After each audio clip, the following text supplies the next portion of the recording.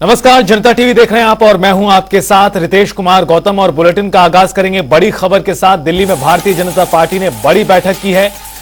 उत्तर प्रदेश को लेकर ये बड़ी बैठक की गई जिसमें अमित शाह भी मौजूद रहे और मुख्यमंत्री योगी आदित्यनाथ के साथ दोनों उप मुख्यमंत्री शामिल हुए। उत्तर प्रदेश में लोकसभा चुनाव को लेकर हुआ मंथन। खबरों में आगे बढ़ते हैं। यूपी पुलिस सिपाही भर्ती रद्द कर योगी सरकार ने लाखों अभ्यर्थियों को बड़ी राहत दी है। पेपर लीक के दावों के बाद लाखों अभ्यर्थी परीक्षा रद्द करने की मांग कर रहे थे और सरकार ने परीक्षा रद्द करने का ऐलान किया। साथ ही 6 महीने के अंदर दोबारा परीक्षा कराई जाएगी। योगी जी ने हमारी मांग पूरी कर दी है।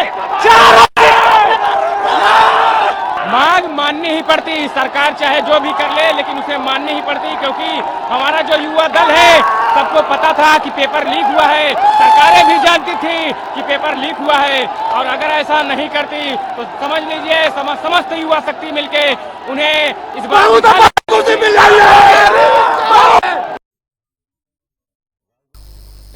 पुलिस परीक्षा रद्द होने पर सपा प्रमुख अखिलेश यादव ने सरकार पर निशाना साधा। उन्होंने कहा कि सरकार की नीयत नौकरी देने की नहीं थी, इसलिए पेपर लीक हुआ। सरकार की नीयत नहीं थी नौकरी देने की, और सरकार अगर चाहती होती नौकरी देने की, सरकार की अगर नीयत साफ होती तो जिस समय पहला पेपर लीक हुआ था उसी समय सरकार सख्ती से कार्रवाई करती और उसका परिणाम ये होता कि किसी भी परीक्षा का पेपर लीक नहीं होता। और आज केवल पुलिस भर्ती के पेपर लीक के आरोप नहीं है, बल्कि ARO की जो भर्ती हुई उसमें भी बड़े पैमाने पे छात्र नौजवान धरना दे करके बैठे हैं लोक सेवा आयोग के सामने। वो अपना पर्चा कैंसिल कराना चाहते हैं, री एग्जाम कराना चाहते हैं। आप सोचिए, सरकार जो दावा कर रही थी कि परीक्षा बिल्कुल सुरक्षित होगी, ये देखिए सुरक्षा का पोल खुल गया और सरकार अपनी खुद स्वीकार कर रही है कि उनकी नाकामी की वजह से पेपर लीक हुआ है। इनकी नीयत साफ नहीं रही, जिसका परिणाम यह है कि नौजवानों के भविष्य और नौजवानों के सपनों के साथ ये सरकार खिलवाड़ कर रही है। और ये सवाल 60 लाख 50 लाख का नहीं है, इससे जुड़े हुए 2.5 करोड़ परिवार के लोग हैं जिनके साथ बीजेपी ने धोखा किया है। आने वाले समय में यही परिवार भारतीय जनता पार्टी को उखाड़ फेंकने का काम करेंगे। तो वहीं कासगंज जिले के गढ़ही गांव में श्रद्धालुओं से भरी ट्रैक्टर ट्रॉली अनियंत्रित होकर सड़क किनारे तालाब में पलट गई, जिसकी वजह से एक दुखद घटना पेश आई और 24 लोगों की जान चली गई। इस घटना को लेकर पीएम मोदी और मुख्यमंत्री योगी आदित्यनाथ ने भी दुख जाहिर किया, तो साथ ही साथ मृतकों के परिवारों के लिए मुआवजे का भी ऐलान किया। देखिए, थाना क्षेत्र पटियाली में आज मॉर्निंग में ये सूचना हम लोगों को प्राप्त हुई कि एक श्रद्धालु जो हैं वो ट्रॉली से जा रहे थे और उनकी ट्रॉली जो है वो डिसबैलेंस होकर खंती में गिरी है, ऐसी एक सूचना प्राप्त हुई। तत्काल जो पुलिस की टीमें हैं वो मौके पर पहुंची और जो यहाँ पे ग्रामीण हैं उनकी सहायता से जो लोग नीचे गिर गए थे ट्रॉली से, और क्योंकि यहाँ पे पानी भी था, उनको तत्काल प्रभाव से निकाला गया है और तत्काल उनको अस्पताल भिजवाया गया है। आगामी लोकसभा चुनाव को लेकर बीजेपी पार्टी अपनी कमर कस चुकी है और आज कानपुर देहात में बीजेपी कार्यालय में जिला अध्यक्षों की बैठक हुई, जिसमें युवा मोर्चा की प्रदेश पदाधिकारी मनीषा सिंह और युवा मोर्चा के जिला अध्यक्ष परवेश कटियार मौजूद रहे।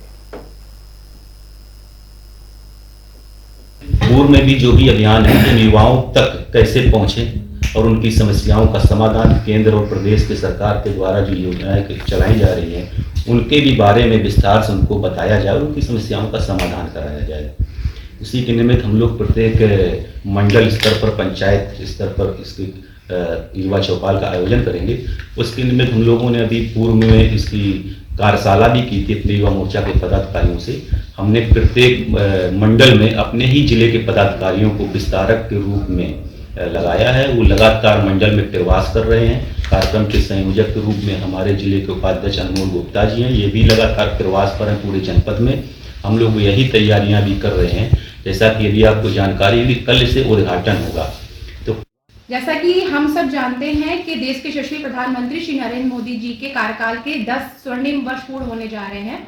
तो युवाओं को हम भाजपा से कैसे जोड़ें, इसके लिए इससे सबसे अच्छा माध्यम हमें यही लगा प्रदेश नेतृत्व द्वारा कि हम युवा चौपाल हर एक मंडल पे करें। ये ग्राम स्तर पर होगा और वार्ड स्तरों पर होगा और 18 से 35 साल के युवा उसमें कम से कम 20 लाख से ज्यादा हमसे उत्तर प्रदेश में जुड़ेंगे और 35,000 से ज्यादा स्थानों पर उत्तर प्रदेश में ये युवा चौपाल की जाएगी। हापुड़ में एसपी अभिषेक वर्मा द्वारा स्टिंग ऑपरेशन किया गया, जिसमें वो पार्किंग शुल्क में तय रेट से ज्यादा पैसे मांगने का विरोध करते नजर आ रहे हैं, तो पार्किंग संचालक एसपी को कायदा कानून सिखा रहा है। वीडियो हापुड़ के ब्रज घाट का है, जहां पर श्रद्धालुओं से तय सीमा से ज्यादा पैसा वसूला जा रहा था।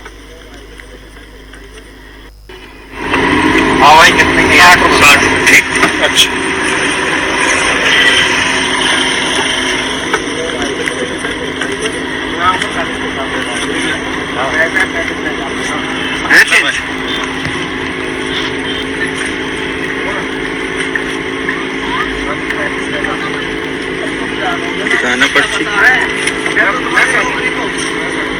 भैया, पर्ची में तो 53 रुपए रखे हो, लिखे हो 60 रुपए की जमा होती है। 53 है तो 7 रुपए दीजिए। रोजमर्रा में साथ कल आएंगे, ये 53 रुपए की पर्ची आपको 50 रुपए में मिलेगी। ऐसा क्यों? अलग अलग रेट है? हाँ, अलग अलग रेट। और उधर 50 रुपया है, सभी जगह 60 होगा। जो पर्ची में लिखा वही तो लेना चाहिए आपको। जब हम आपसे कम पैसे लेंगे उस समय तो आप हमसे नहीं पूछेंगे 50 क्यों ले रहा भाई, फालतू दिन के तो आप पूछ रहे हैं। अब 14 दिन 50 रुपए ले जाएंगे, इसमें तो 50 रुपया लिखा है। देखिए, कई दिनों से गढ़मुक्तेश्वर क्षेत्र के लोगों द्वारा और यहाँ पे आने वाले श्रद्धालुओं द्वारा ये कंप्लेन दी जा रही थी कि यहाँ पे अवैध तरीके से पार्किंग की वसूली कर रही है, जो जिसका भी पार्किंग का ठेका है। इस कंप्लेन को वेरीफाई करने के लिए आज हम और हमारी पूरी टीम जो साथ में सभी एक प्राइवेट गाड़ी से यहाँ भ्रमण करा और भ्रमण करने के उपरांत अलग अलग पार्किंग में गए और उसमें ये पाया गया कि कई जगह जहाँ पर्ची पे 50 रुपए लिखा है वहां 60 रुपए लिया जा रहा है, कहीं कहीं 53 रुपए लिखा है वहां भी 60 रुपए लिया जा रहा है, कहीं कहीं उसके एवज में 100 रुपए भी लोगों से डिमांड किए जा रहे हैं। साथ ही साथ इसमें यह भी देखा गया कि किसी भी गली में अगर आप ब्रजघाट क्षेत्र में घुसेंगे तो आपको पार्किंग का शुल्क देना पड़ रहा है, जो कि गलत है। तो वहीं प्रधानमंत्री मोदी 26 फरवरी को देश की 554 रेलवे स्टेशन का उद्घाटन और शिलान्यास करने जा रहे हैं। पीएम मोदी वर्चुअली तौर पर जनता को सौगात देंगे। प्रयागराज मंडल की भी कई स्टेशन इसमें शामिल हैं।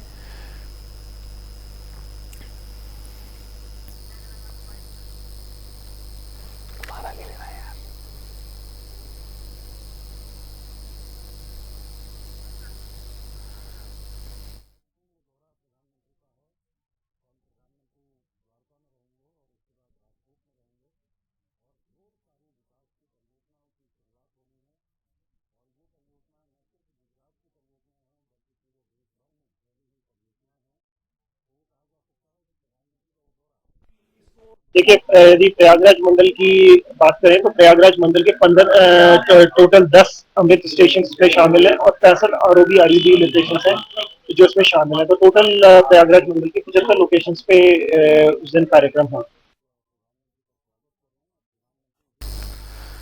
ताजनगरी आगरा में हॉट एयर बलून की सवारी शुरू हो गई है। जिला प्रशासन की ओर से हॉट एयर बलून को ताज महोत्सव कार्यक्रम में शामिल किया गया। बलून की सवारी के लिए 13,500 रुपए प्रति व्यक्ति टिकट निर्धारित की गई है।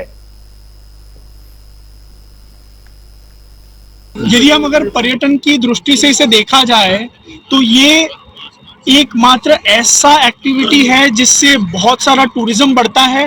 टूरिस्ट को इसके लिए नाइट स्टे एक्सटेंड करना पड़ता है। टूरिस्ट यहाँ पे रहते हैं, आगरा में नाइट स्टे करते हैं, खर्च करते हैं। इससे जो छोटे व्यापार है वो डेवलप होते हैं, जिसको माइक्रो एंटरप्राइज कहा जाता है, यानी कि ट्रैवल का बिजनेस, होटल्स का बिजनेस, रेस्टोरेंट्स का बिजनेस। तो यहाँ पर एम्प्लॉयमेंट बढ़ेगा। तो हम उत्तर प्रदेश सरकार का और हमारे आगरा के प्रशासन के बड़े ही धन्यवाद करना चाहते हैं कि उन्होंने इस तरीके की एक पर्यटक एक्टिविटी को आगरा में लाया, जिससे एम्प्लॉयमेंट भी बढ़ेगा, टूरिज्म बढ़ेगा और अंतर्राष्ट्रीय टूरिज्म यहाँ पर एक अच्छा रेवेन्यू जनरेट कर पाएगा और बहुत अच्छा डेवलप होगा।